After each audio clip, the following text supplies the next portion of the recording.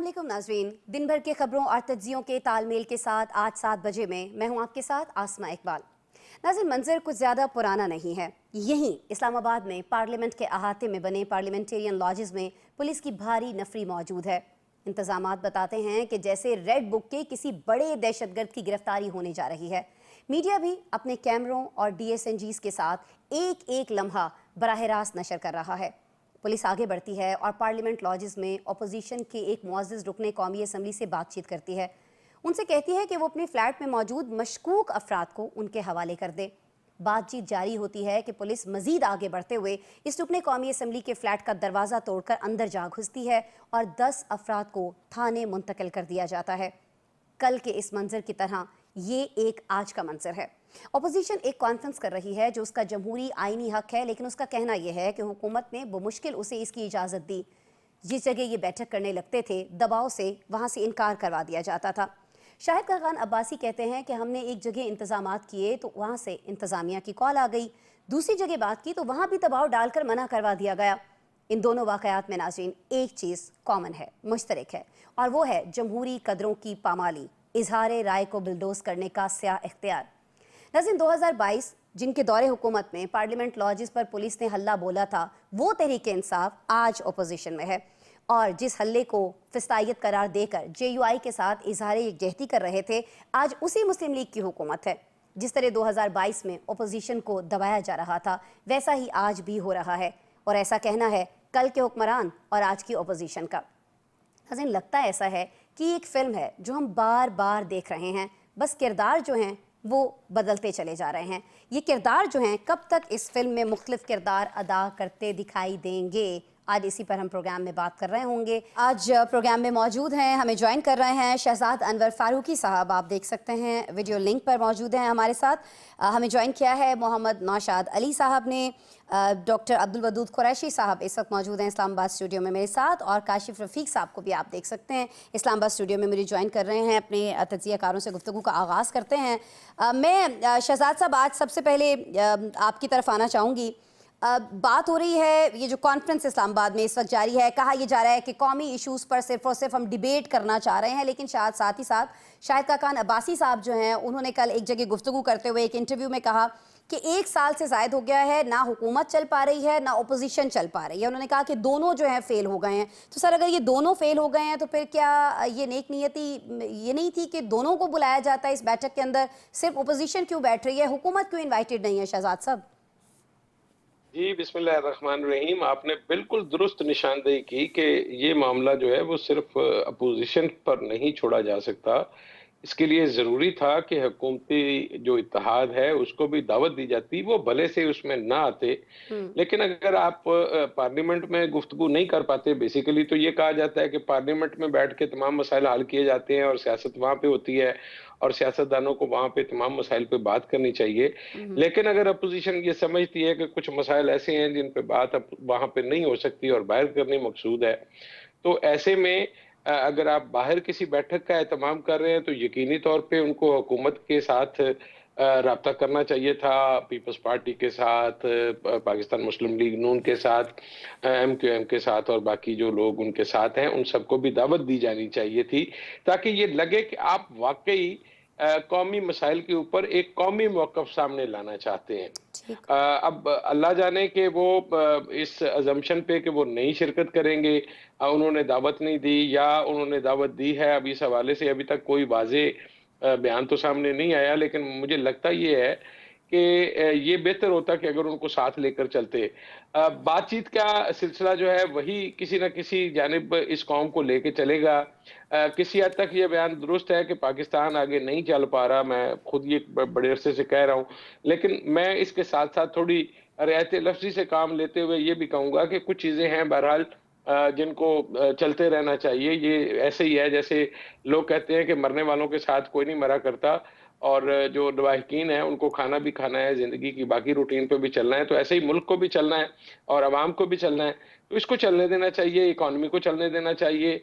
अब इस हवाले से अगर एक डेडलॉक है तो मेरे ख़्याल में इसमें हुकूमत को पहल करनी चाहिए और किसी न किसी एक ऐसी स्टेज पे आके या ऐसे टर्म्स पे आके जिस पे दोनों फ्रीकैन अपनी विन का या जीत का ऐलान कर सकें। इस पाकिस्तान को और पाकिस्तान के अवाम को आगे लेकर चलना चाहिए। इसमें ये जो बैठक हो रही है इसमें कोई बुरी बात नहीं है, और मैं समझता हूँ कि अगर इसको कहीं मुनक्कद करने में कहीं परेशानी हो रही है तो वो एक बिल्कुल और बात है, क्योंकि ऐसी किसी भी डायलॉग की हौसला अफजाई की जानी चाहिए, ना कि हौसला शिकनी करनी चाहिए, ठीक है। क्योंकि इसके हवाले से फिर अपोजिशन को पब्लिक सेंटीमेंट से खेलने का मौका मिलेगा, जिससे कतई तौर पर पाकिस्तान में कोई अच्छी वाइब क्रिएट नहीं होगी और ना ही ये इन हालात में हमारे लिए बेहतर होगा। ठीक है काशिफ साहब, मैं आपकी तरफ आना चाहूँगी। शाहिद खाकान अब्बासी साहब के हम जिक्र कर रहे हैं, ज़ाहिर है कि वही इसमें मेज़बान हैं, सबको इकट्ठा कर रहे हैं, बुला रहे हैं, और भी ज़ाहिर है कि बहुत सारे इसमें बड़े रहनुमा हैं। महमूद खान चकज़ई साहब के ज़ाहिर रिहाइशगाह पर ये हो रहा है, लेकिन रिहाइशगाह पर क्यों हो रहा है उनकी, ये भी हम जानते हैं कि कोई इजाज़त ही नहीं दी गई, रोड़े अटकाए गए, कोशिश ये की गई कि ये ना हो पाए। सर इसकी वजह क्या है? कहा तो ये जा रहा था कि हुकूमत को इससे कोई खौफ महसूस नहीं हो रहा। शायद खाकान साहब खुद ये कह रहे हैं कि सिर्फ एक की कौमी इशूज़ पर बात करने के लिए एक हमने ग्रैंड समझ लें कि डिबेट है जिसका इनेकाद किया है, तो फिर इस ग्रैंड डिबेट को क्यों रोका जाएगा? सर कुछ तो है फिर इसमें। बिस्मिल्लाहिर्रहमानिर्रहीम। अस्मा साहिबा, जी सर। मैं अपने भाई शहजाद फारूकी साहब की गुफ्तगू पे आज बड़ा हैरान हुआ हूँ, बल्कि परेशान भी हुआ थोड़ा बहुत। अच्छा भाई, एक कौमी कॉन्फ्रेंस हो रही है अपोजिशन की और गुफ्तगू हो रही है आइन के ऊपर, और वो जमहूरी पहलवान जो 2 साल पहले तक ये कह रहे थे कि हम जमहूरियत के लिए बरसरे इक़्तिदार नहीं आना चाहते, हम चाहते हैं असम्बली मुद्दत पूरी करे, आइन की पालादस्ती हो, आज़ादी इज़हार राय पे कदगन ना हो। उन लोगों ने 2 से 3 वेन्यू इस कॉन्फ्रेंस के नहीं होने दिए। कहीं पे एनओसी नहीं है, कहीं पे मैच का बहाना, कहीं पे दबाव डाल के वेन्यू कैंसिल करा दिए। मजबूरन उनको आज सुबह इमीडिएटली किसी और वेन्यू पे ये सारी कॉन्फ्रेंस करना पड़ी। वो भी एक वुकला का होटल है, उसके अंदर ये सारी कॉन्फ्रेंस चल रही है। अब जिस हुकूमत को, जो जमहूरी पहलवान है, वोट को इज्जत दो, आइन बनाने वाली जमात, शहीदों की जमात, उनको इस बात में तकलीफ है कि जमहूरियत के अंदर आइन पे बात क्यों हो रही है। भाई अगर उनके पास स्ट्रीट पावर नहीं है, वो टांगा पार्टी है, उनकी लेना देना कोई नहीं है, उनसे हुकूमत को कोई तकलीफ नहीं है, हुकूमत बिल्कुल स्मूथ चल रही है, तो उनको कहते हैं भाई आपका जहां दिल करता है आप कॉन्फ्रेंस करें, हमें कैसे इख्तलाफ है। ये जो रवैया है, इस रवैये के बाद भी हम हुकूमत का कहें आए जी आके कॉन्फ्रेंस में, और भाई जो कॉन्फ्रेंस करने नहीं दे रही, जो कॉन्फ्रेंस में कोई वेन्यू को डिसाइड नहीं करने दे रही, वो कॉन्फ्रेंस में शरीक होगी। ये बड़ा सोचने पहले वाली बात अगर है। इनवाइट दे दिया जाता तो शायद वो आ जाते। इनवाइट भाई उन्होंने सबको बताया कि हम ये कॉन्फ्रेंस करने जा रहे हैं, वेन्यू डिसाइड हो गया, आपने क्यों वेन्यू बंद करवाया, आपने क्यों जोर जबरदस्ती वेन्यू तब्दील करवाया? इनवाइट नहीं दिया गया ना काशिफ साहब भाई उन्होंने अपोजिशन का एक ग्रैंड अलायंस बन रहा है, अपोजिशन के ग्रैंड अलायंस में अगर फर्ज कर लें नून लीग और पीपल्स पार्टी नहीं है, शायद साहब तो मान ही नहीं रहे ना सर कि ये अलायंस बन रहा है। ही सेइंग कि ये तो सिर्फ एक डिबेट है। देखें बात ये है कि डिबेट में क्या है, डिबेट में तमाम अपोजिशन की जमातें हैं, सिविल सोसाइटी है, सहाफी है, वुकला है, वो गुफ्तगू कर रहे हैं। मुझे ये बताएं कि जमहूरियत में मुकालमे को आप फरोग नहीं देना चाहते तो फिर आप क्या करना चाहते हैं? आप मुझे बताएं कि कल तक यही पीपल्स पार्टी अलंबरदार थी, यही नून लीग जो वो अलंबरदार थी, आज उनको तकलीफ इस बात पे है कि वो आइन के ऊपर गुफ्तगू क्यों हो रही है। और भाई आप अगर गुफ्तगू कर रहे हैं तो गुफ्तगू से क्या हो जाएगा? आपके पास नंबर गेम पूरे हैं, आप मुत्तहद है, आप कहते हैं जी हमें पावर कोरिडोर की सपोर्ट है, तो आप ये बताएं कि आपको इनकी कॉन्फ्रेंस से तकलीफ क्या है? नौशाद साहब से पूछ लेते हैं, रुकावट क्या क्यों डाली? नौशाद साहब बताएं जी, सवालात के जवाब दें जो सवालात आज उठाए हैं काशिफ साहब ने। काशिफ साहब के सवालात जो है ना वो बस ऐसे ही होते हैं। काशिफ साहब जो है वो जाहिरी सी चीजों को देखते हैं, जरा थोड़ा अगर चले आप इन डेप्थ जाके देख लें और बता दें हमें सर। बारीकी से जायजा लें तो देखिए बात ये है कि आइन पर अमल हो, कानून की हुक्मरानी हो इस मुल्क के अंदर। इस मुल्क में जो है जो जिसे कह लें कि बड़ा सब अच्छा हो, इसका फायदा किसे है? इसका फायदा इस वक्त हुकूमत वक्त को होगा।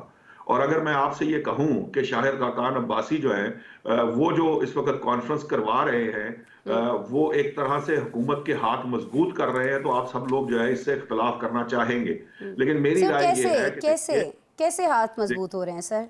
जी देखिए इस वक्त हुकूमत क्या चाहती है? हुकूमत चाहती है कि जो इस वक्त आइन मौजूद है उसमें 26वीं आईनी तरमीम हुई है, पेका ऑर्डिनेंस आया हुआ है, या जो कुछ भी मौजूद है, जो इस मुल्क में आइन और कानून मौजूद है, उसकी हुक्मरानी हो और उस पर अमल दरामद हो, उसके खिलाफ कोई ना जाए और उसके लिए सड़कों को नापा ना जाए और जो है वो कोई एहतजाज उस तरह का ना हो जिससे हुकूमत के लिए मसाइल पैदा हो। और इस मकसद के लिए अगर फर्ज कीजिए कोई किसी की तरबियत करना चाह रहा हो, एक सियासी जमात जो कि इन सब चीजों पर यकीन नहीं रखती, फर्ज कीजिए वो सिर्फ सड़कों पर आने को पर यकीन रखती है, या वो दंगा फसाद पर यकीन रखती है, या लॉन्ग मार्च पर यकीन रखती है, या इस्लामाबाद पर हमले पर यकीन रखती है, तो उस सब को अगर आप एंगेज करें किसी इस तरह से कि वो ये भी ना समझे कि वो हुकूमत के हाथों में खेल रही है या हुकूमत की जो है वो बांदी बन गई है, और उसे एंगेज कर लिया जाए उन ताकतों की तरफ से या उन कुव्वतों या उन ज़ोमा की तरफ से या अकाबरीन के सियासी अकाबरीन की तरफ से जिनके बारे में उनका ये ख्याल हो कि ये हमारे साथ हैं,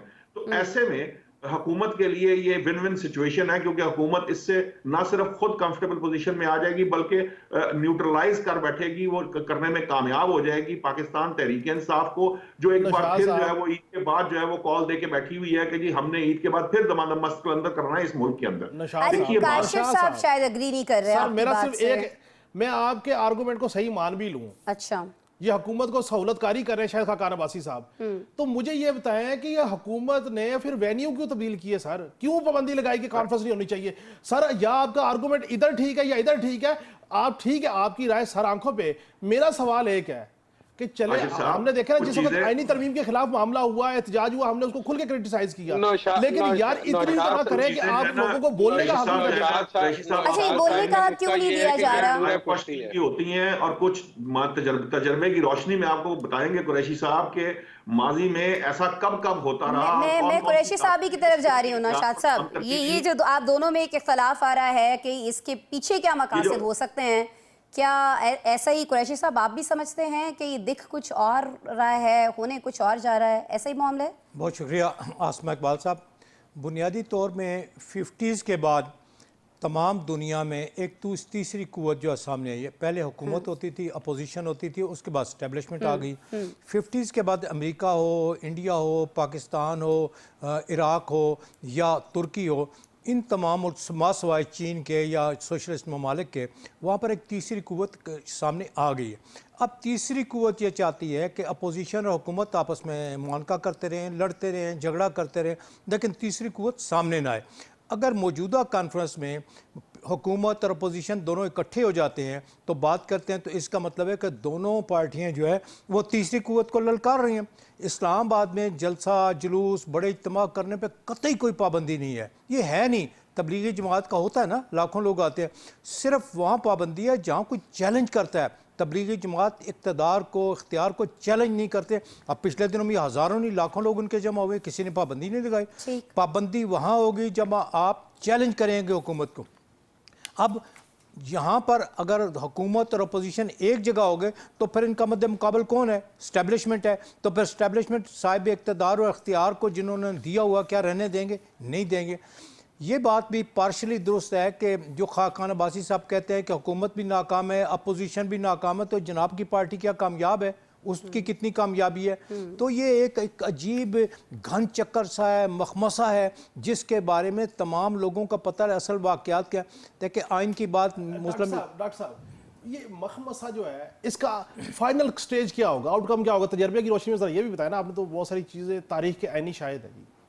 देखें आउटकम जो है इसका अभी नहीं लगता, जब तक मुल्क में लोग किसी पार्टी को 2/3 से ज़्यादा अक्सरियत दे दें, स्टैब्लिशमेंट अलग हो या ना भी हो, तो अदलिया इतनी आज़ाद हो कि बग़ैर परवाह हुकूमत अपोजिशन की परवाह किए बगैर आइन और कानून के मुताबिक फैसले दे, तो सारा काम ठीक हो सकता है। ये मुमकिन नहीं है। फिर ना ही समझिए, फिर ना ही समझिए, ठीक है जी। ये जो फिर ना ही समझिए कॉन्फ्रेंस हो रही है नाचने के लिए 9 मन, डॉक्टर साहब ने राधा के नाचने के लिए 9 मन तेल की शर्त आयद कर दी है। तो अब वो 9 मन तेल जो है ना, वो 9 मन तेल होगा ना राधा। नहीं हुआ है दुनिया में, दुनिया में ये हुआ है। एक जुमला सर, ये 2/3 अक्सरियत वाली जो बात आपने की है, मिली थी ना 99 में नवाज शरीफ साहब को, फिर क्या हुआ? चलिए अभी इस कॉन्फ्रेंस के मकासद क्या थे? ये वाकई कोई ग्रैंड डिबेट है या फिर ग्रैंड अपोजिशन अलायंस की तैयारी हो रही है? कुछ इस पर आज हमने बहस की है, दूसरा दौर इसका जो है वो कल हो रहा होगा, कुछ मजीद हम कल भी इस पर बात कर लेंगे। और मेरे ख्याल में लगता है कि आइंदा आने वाले दिनों में इस कॉन्फ्रेंस के हवाले से बहुत सारी बातें होती रहेंगी इस इत्तेहाद के हवाले से। लेकिन जी एक इत्तेहाद ऐसा है जो आसिफ अली जरदारी साहब कह रहे हैं कि वो बहुत ज़्यादा ज़रूरी है, और वो है उनका हुकूमत से इत्तेहाद, हुकूमत से सपोर्ट। उनका कहना है कि अभी ये सपोर्ट, अभी ये इत्तेहाद जो है इसको ख़त्म नहीं किया जा सकता है।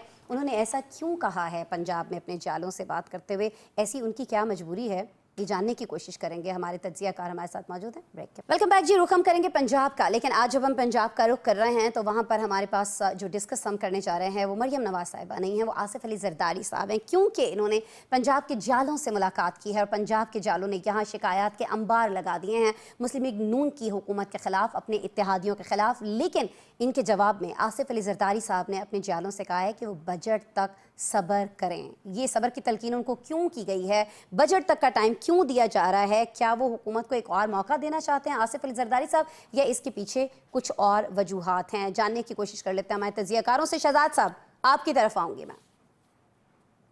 अच्छा, वो एक दफा कोई साहब गए अपना हाथ दिखाने पामिस्ट को, तो उसने कहा कि पहले 2 साल आपके लिए मुश्किल के हैं, अच्छा, और उसके बाद जो है वो 2 साल और जो है वो थोड़े ज्यादा मुश्किल के होंगे। अच्छा, ठीक है। तो वो बंदा बड़ा पुरुमीद हो गया और उसने पूछा कि अच्छा तो फिर उसके बाद? हाँ। उसने कहा फिर तुम्हें आदत हो जाएगी। तो जरदारी साहब ने ये जो बजट का आपको दिया है टाइम, तो ये उसके बाद अगले बजट का टाइम देंगे, फिर उसके बाद अगले बजट का टाइम देंगे। बुनियादी बात यह है कि पीपल्स पार्टी ने बाय डिजाइन ये तय किया हुआ है कि वो अब पंजाब में नहीं आएंगे, और उन्होंने अपना सारा फोकस जो है वो सिंध और बलूचिस्तान की हद तक रखा है। उनको पता है कि हमने यहीं से जीत के आना है और सिंध को वो किसी सूरत अपने हाथ से नहीं जाने देंगे। ये उनकी सियासत का अंदाज है।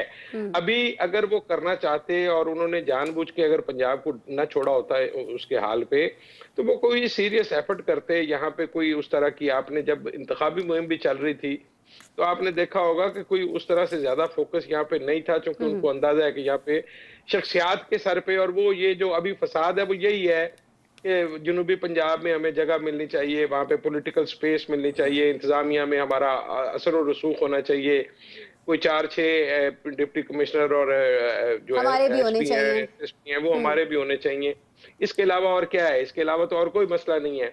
लेकिन जरदारी साहब को ये पता है कि सिंध को हाथ में रखना वो भी जरूरी है, और दूसरा जो हमारे मालकान हैं इस मुल्क के, उन्होंने जब तक ये ऑर्डर किया हुआ है कि जरदारी साहब और मियां नवाज शरीफ की जमात दोनों साथ साथ चलेंगे, तो ये दोनों साथ साथ चलेंगे। जब इस हुक्म में कोई तब्दीली आएगी तो उसके बाद इस सियासत में भी तब्दीली आ जाएगी।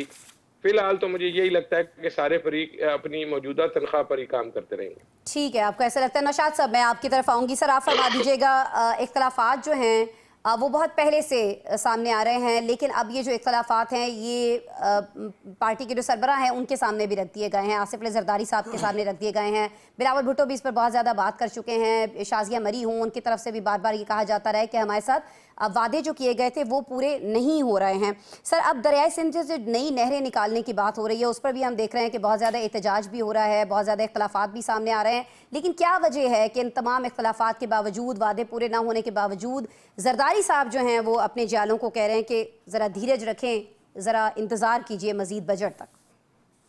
देखिए, जहां तक ये सिंध वाली बात है, मैं इस पे बात करता हूँ। एक पिछले टॉपिक की एक बात मैं जरूर करना चाहूंगा कि जो चीज समझने वाली है सब लोगों दोस्तों के लिए, वो इन तमाम लोगों को जो इस कौमी कॉन्फ्रेंस में शरीक हैं उनका बैकग्राउंड को सामने रखते हुए ये समझें कि जो मालकान की बात जिनकी की है शहजाद साहब ने अभी, मालकान जो है ना, उन्होंने एक मखसूस एरिया दिया है खेलने के लिए।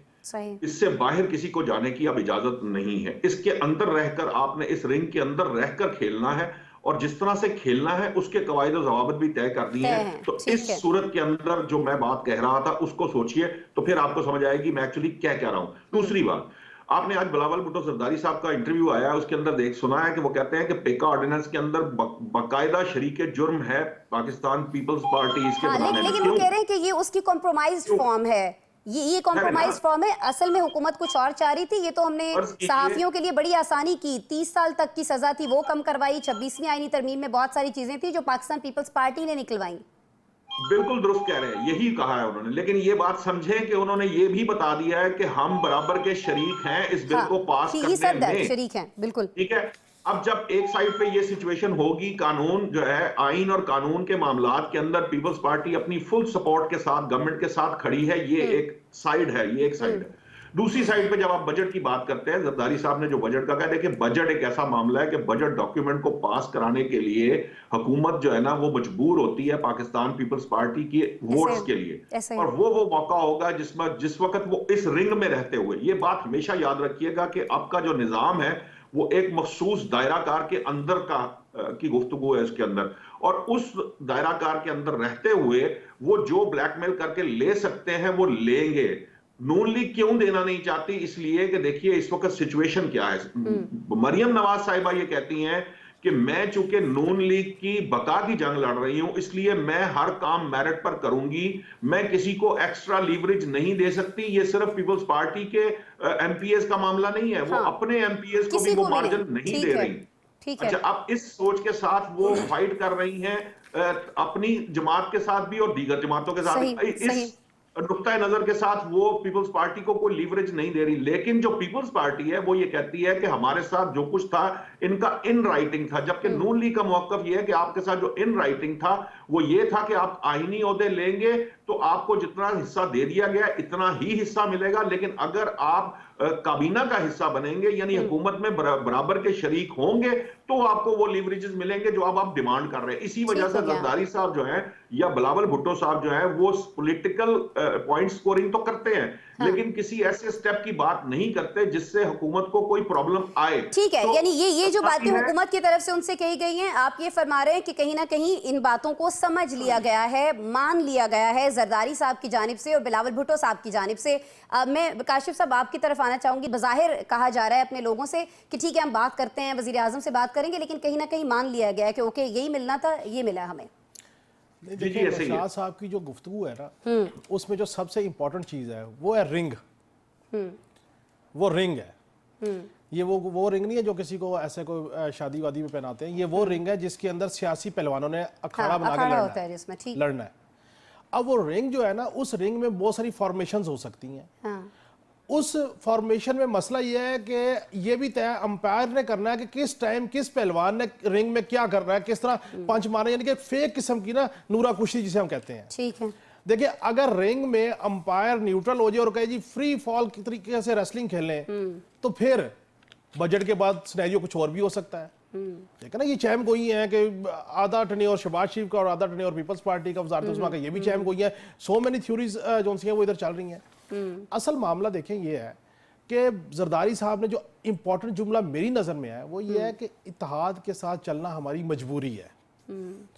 मजबूरी में की हुई शादियाँ निकाह ज़्यादा देर चला नहीं करते, और उन्होंने जो कहा है ना बजट तक इंतज़ार करें, 2 बजट दे देंगे, 2 साल पूरे हो चुके होंगे, 2 टर्नियर पूरे हो चुके हैं, फिर उससे आगे चलेंगे, और हो सकता है बजट के पास आके जैसे लास्ट बजट में ये जबरदस्ती का निकाह जिस निकाह खां ने पढ़ाया है ना वो बड़ा डड है, उन्हें ये शादी चलानी है। सर जो निकाह खां होते हैं ना वो किसी टाइम कोई और निकाह भी करा लेते हैं, कोई हलाला शलाला भी हो जाया करता है, ये कोई इतनी बड़ी बात नहीं है। माजी बैत में भी यही कहते थे कि शरीफ खानदान की सियासत खत्म होगी, बोल के शरीफ खानदान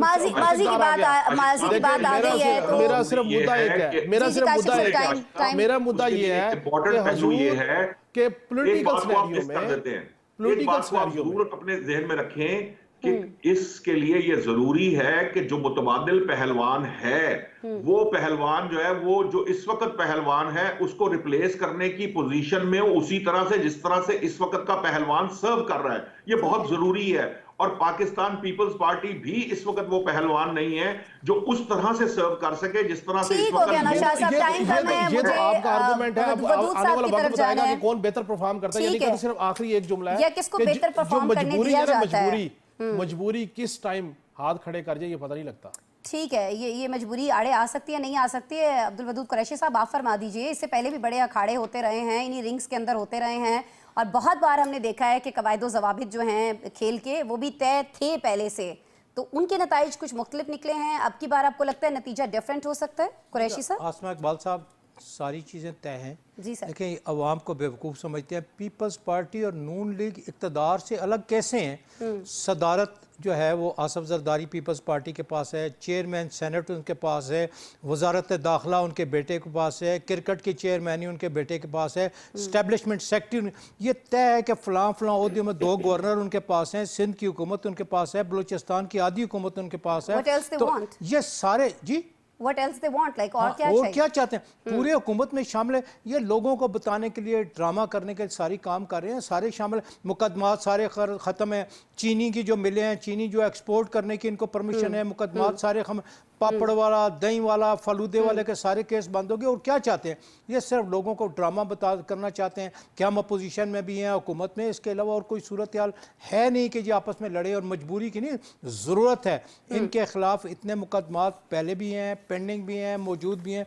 लेकिन देखें, जो बात हो रही थी ना कि जो शादी कराने वाले हैं मौलाना साहब, वो डंडा लेके बैठे थे, वो किसी वक्त खड़े भी हो जाते हैं और फिर इद्दत का मामला भी वो सामने ले आते हैं कि जनाब ये तो इद्दत ही पूरी नहीं हुई थी, आपका ये निकाह वैलिड ही नहीं है। ये जब चाहे कोई ना कोई चीज़ निकाल लेते हैं। लेकिन आसफ जरदारी साहब तमाम फ़ायदा हासिल कर रहे हैं, गवर्नरी उनके पास हैं। और ये एक तहरीरी था सिंध हुकूमत, सिंध हाउस में जो फैसला उसमें था कि फेडरल सेक्रेटरी कितने होंगे। पीपल्स पार्टी के 10 फेडरल सेक्रेटरी हैं, सिंध में चीफ सेक्रेटरी उनका है, आईजी उनका है। और क्या चाहते हैं। और इसी तरह मैंने बताया कि एस्टैब्लिशमेंट सेक्रेटरी आसफ जरदारी साहब का है, उनका बेटा वजीर दाखिला बना हुआ है। ये सारा बाकी ड्रामा है। पूरे शरीक है इक़्तिदार में, इख्तियार में, जुर्म में, मुफादात में। प्रेशर टैक्टिक्स फिर ये हो सकते हैं जो पाकिस्तान पीपल्स पार्टी की तरफ से आए दिन कुछ ना कुछ इस तरह की शिकायत जो हैं वो की जाती हैं। और अब आसिफ अली जरदारी साहब ये फरमा रहे हैं कि जी वो वज़ीर आज़म के सामने ये मुद्दा, ये मामला जो है उठाएंगे। लेट्स सी उसमें वो क्या कहते हैं। क्या कोई एक और ख़त लिखा जा रहा है वज़ीर आज़म को? एक ख़त जो आसिफ अली जरदारी साहब लिख रहे होंगे। लेट्स सी, ब्रेक लेते हैं और ब्रेक के बाद जब आपसे मिलेंगे तो ये हम जानने की कोशिश करेंगे हमारे तज्ज़ियाकारों से कि आखिर क्या वजह है कि वफाकी काबीना जिसमें तौसीक़ की बात हम बहुत दिनों से सुन रहे हैं वो हो नहीं पा रही है। और अगर ये हो रही है तो क्यों भाई? एक तरफ तो आप अखराजात कम करने की बात करते हैं और दूसरी तरफ आप काबीना जो है उसमें तौसीक़ करना चाह रहे हैं। ये मामला क्या है, ब्रेक के बाद डिस्कस करते हैं। वेलकम बैक जी। मामला है वफाकी काबीना में तौसीक़ का, जिसके हवाले से हम सुन रहे थे कि ये जनवरी में हो जाएगी, लेकिन अभी तक ये हो नहीं पा रही। अब कल कहा जा रहा है कि कुछ जो नए वज़रा हैं, जो नए मुशीर हैं, वो हलफ उठा सकते हैं। ये ताख़ीर क्यों हो रही है ये भी हम जानने की कोशिश करेंगे। लेकिन पहले हम ये जान लेते हैं कि तौसीक़ आखिर क्यों हो रही है। वदूद साहब, मैं आपकी तरफ आना चाहूँगी। आज हमारे जो वज़ीर ख़ज़ाना हैं पेशावर में पहुँचते हैं, एक तकरीब से खिताब करते हैं और वहाँ वो ये बताते हैं कि जी हम कोशिश कर रहे हैं कि सरकारी अखराजात जो हैं उनमें कमी लाई जाए। सर, ये कैसी कोशिश है कि एक तरफ सरकारी मुलाज़मीन जो हैं बेचारे, उनकी जॉब्स आप ले रहे हैं, उनको आप घरों में बिठा रहे हैं, और दूसरी तरफ आप जो काबीना है उसका हजम जो है वो कम करने के बजाय उसको बढ़ाने पे तुलें? आसम इकबाल साहब, बुनियादी तौर पे जो है वज़ीर आज़म शहबाज शरीफ साहब कुछ अपने दस्तराज जो है उनको शामिल करना चाहते हैं। और जो बाख्तियार लोग हैं उनको बाज़ लोगों पे एतराज़ है कि उन पर बहुत सारे इल्ज़ामात थे और वो इल्ज़ामात से वो बरी तो जैसे इक़्तिदार और इख्तियार में हो गए, लेकिन वो नहीं चाहते कि वो लोग जब इक़्तिदार में आएंगे तो उन पे इल्ज़ाम आएगा कि इन पे फ़लाँ मंशियात का या दूसरा तीसरा इल्ज़ाम है। लेकिन जो प्राइम मिनिस्टर साहब हैं, उनकी ख्वाहिश है कि उनके 2-3 मजीद आदमी हों ताकि उनके हाथ बड़े मजबूत हों, हर तरह के हाथ मजबूत करना चाहते हैं। तो ये 2-3 आदमी कौन से इतने खास, चले उनका बता दें, बाकी लिस्ट तो वैसे लंबी है। एक साहब के पिंडी के 4 आदमियों को करना चाहते हैं, 2 उनके मौजूद हैं, बाकियों का तो नाम एक MQM का शामिल करना चाहते हैं। अच्छा। एक जो है आसफ जरदारी साहब का नामजदगी करना चाहते हैं, 2 अपने आदमी का, 5 आदमियों को करना चाहते हैं। जो 2 आदमी प्राइम मिनिस्टर साहब पंजाब से करना चाहते हैं उन पर इल्ज़ाम भी है, एतराज़ भी है, और वो असल में सारी रुकावट है। लेकिन शहबाज शरीफ साहब की ख्वाहिश है कि इक़्तिदार या इख्तियार के डगमगाने या जाने से पहले, ये असल में जो है ना, इक़्तिदार और इख्तियार की जो देवी है उसको मंदिर का पुजारी अपने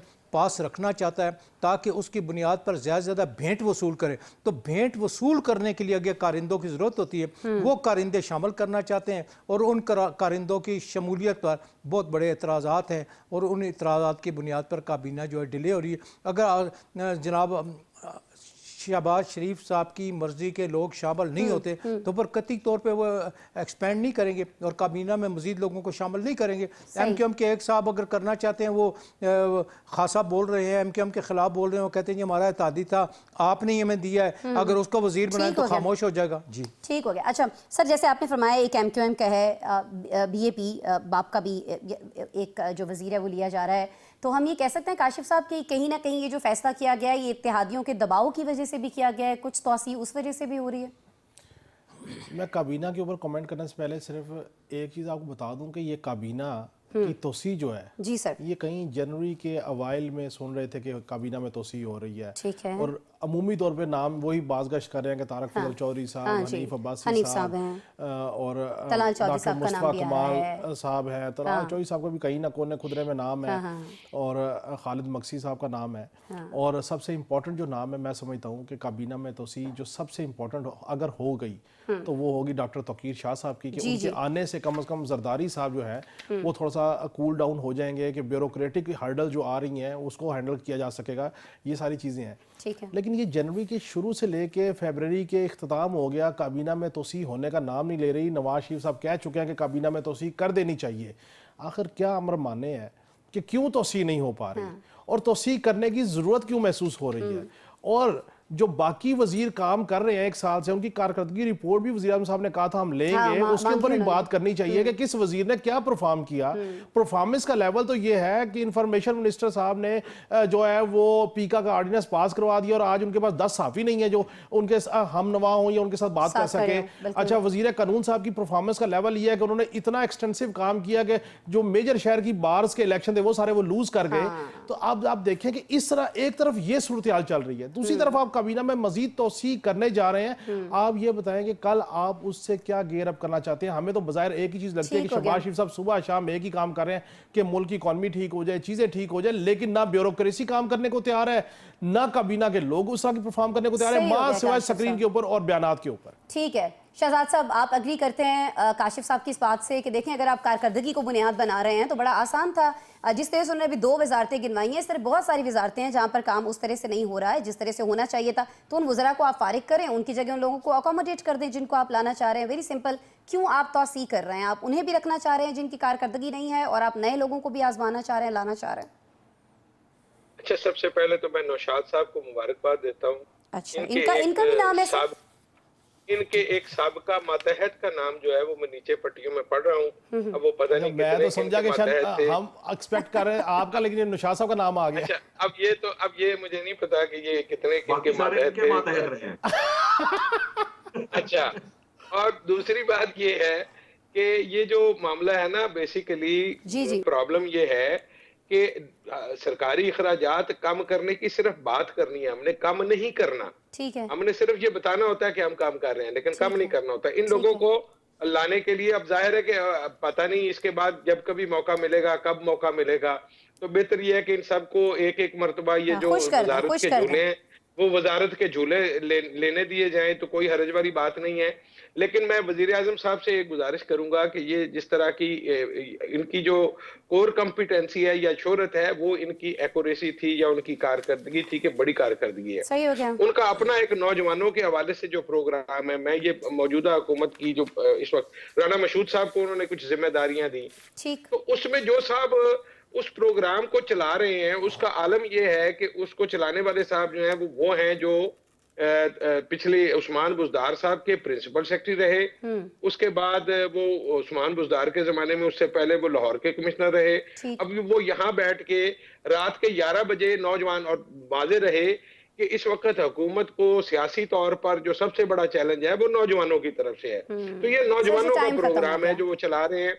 तो ये जो नौजवानों का प्रोग्राम है, रात को 11 बजे नौजवानों को ये बताया गया है कि सुबह 10 बजे आपका टेस्ट है अगर आपने हुकूमती कोई वजीफा शजीफा लेना है। तो इस तरह की अगर गवर्नेंस शहबाज शरीफ साहब चला रहे हैं तो मैं उनको सलाम पेश करता हूं। फिर उसके बाद इन्ना लिल्लाहि व इन्ना इलैहि राजिऊन नहीं पढ़ने की कसर बाकी रह जाती है। नौशाद साहब, देखिए, मैं जाती तौर पर नहीं समझता कि अभी कोई किसी किस्म की काबीना में तौसी होनी चाहिए। यकीनन आप समझते हैं कि ये जो इत्तेहादियों समेत जो बाकी भी पार्टी के अंदर भी लोग होते हैं उनका प्रेशर बहुत ज्यादा है, लेकिन कोई ऐसी मेरी नजर में कोई ऐसी लॉजिक नहीं है इस वक्त काबीना को बढ़ाने की, ना जरूरत है, क्योंकि अभी जो आपके माशी मामलात हैं वो उस नहज को नहीं पहुंचे जहां आप जो है वो फिर से उन अयाशियों और अल्लाह तल्लों के मुतहम्मिल हो सकें जो आप पहले से करते आए हैं। जो मामला चल रहा है इसको इसी तरह चलने देना चाहिए। कम अज कम अगले 2 साल भी ये इसी तरह ही चलना चाहिए। हाँ, हो सकता है कि आखिरी साल में जब हुकूमत ने जो है वो अपना, जिसको इलेक्शन ईयर बोलते हैं, अगर उस वक्त तक ये हुकूमत कायम रहती है तो इलेक्शन ईयर के टाइम के ऊपर आकर उन्हें जरूरत होगी कि हर जो वजारत है उसके अंदर जो एक्सपैंड करके तो हर वजारत के अंदर जो काम करने वाले हैं, जो स्कीमें लाने वाली हैं, तो उस तरह के काम किए जाए। अभी मैं नहीं समझता कि इस हुकूमत को किसी किस्म की तौसीक करनी चाहिए। तौसीक करने का बहुत सा नुकसान इस हुकूमत को उठाना पड़ेगा। सर जी तौसीक हो रही है या नहीं हो रही? सर जी तौसीक हो रही है कि नहीं हो रही? अब मेरा ख्याल हो रही है। हाँ, और कल कहा जा रहा है कि कल कुछ लोग जो हैं वो हलफ भी उठा लेंगे, लेकिन ऐसे हैं जो इतनी बड़ी लायबिलिटी बन जाएंगे इस गवर्नमेंट के लिए आने वाले वक्त के अंदर कि आप देखिएगा कि गवर्नमेंट जो है ना, वो लोग जो है उनकी वजह से गवर्नमेंट जो है ना वो क्लैरिफिकेशंस देती हुई नजर आएगी कि जी ये क्या हुआ और वो क्या हुआ। सो बेहतर ये है कि ऐसे बहुत सारे लोग हैं नौशाद साहब ऑलरेडी जो लायबिलिटी बने हुए हैं, लेकिन क्लैरिफिकेशन देती हुई हुकूमत नजर नहीं आ रही क्योंकि वो खुद को जवाबदेह समझती नहीं है। Very simple. अभी तो आसमा ये है ना कि चूंकि तादाद कम है तो इतना ज्यादा आर्गुमेंट नहीं हो रहा, लेकिन जैसे जैसे ये एक्सपैंड करेगी वैसे वैसे फिर उन तमाम के ऊपर भी ठीक हो गया सर, डिजर्व नहीं करते। ठीक हो गया ना शाह साहब, बहुत शुक्रिया आपका। काशिफ रफीक साहब आपका शुक्रिया, शहजाद अनवर फारूकी साहब आप मौजूद थे, आपका शुक्रिया। डॉक्टर अब्दुल वदूद कुरैशी साहब आपका बहुत शुक्रिया, आपने वक्त निकाला। और जैसे कि मोहम्मद नौशाद अली साहब फरमा रहे थे कि तादाद कम है, इसलिए उस तरह से हुकूमत जो है वो आवाम को बता भी नहीं रही है कि जी हमारा कौन सा वजीर जो है अब वो क्या कारकर्दगी जो है वो कर रहा है। लेकिन जब ये तादाद बढ़ जाएगी तो हुकूमत की जिम्मेदारी भी बढ़ जाएगी, हुकूमत के ऊपर बोझ जो है बढ़ जाएगा और उसको कहीं ना कहीं एक्सप्लेनेशन देना पड़ेगी कि उसने जो नए वज़रा अब रखे हैं वो क्या कर रहे हैं। लेकिन जाहिर है कि ये भी बहुत ज़्यादा ज़रूरी है कि जैसे पहले वज़रा थे उनकी कारकर्दगी देखी जाए, और इस हवाले से रिपोर्ट जो है इत्तलात हैं कि वज़ीर आज़म को पेश कर दी गई है। लेट्स सी कि उस रिपोर्ट को देख के भी कोई रद्दोबदल काबीना में हो पाता है या नहीं हो पाता है। कल मिलते हैं आपसे।